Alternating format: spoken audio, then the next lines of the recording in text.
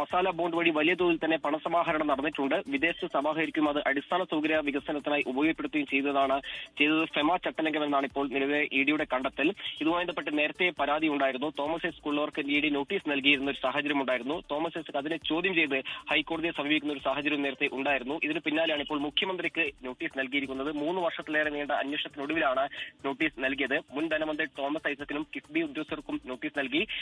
ED educating അതോറിറ്റിയാണ് പരാതി നൽകിയിരിക്കുന്നത്. എന്തായാലും മസാല ബോണ്ട് വഴി ശേഖരിച്ച പണം അടിസ്ഥാന വികസന പദ്ധതികൾക്ക് വിനിയോഗിച്ചത് ചട്ടലംഘനമെന്നാണ് ഇഡിയുടെ കണ്ടെത്തൽ. 2019 ഏതാണ്ട് 9.72% പലിശയിൽ ലണ്ടൻ സ്റ്റോക്ക് എക്സ്ചേഞ്ചിൽ നിന്ന് മസാല ബോണ്ട് ഇറക്കി 2000-ലധികം കോടിയാണ് സമാഹരിച്ചത്.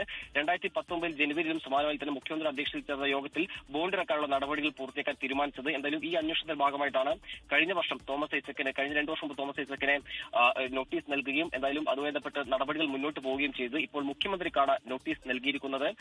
ശനിയാഴ്ചയാണ് നോട്ടീസ് നൽകിയതാണ് ഇപ്പോൾ നമുക്ക് ലഭ്യമായ വിവരം. SKN.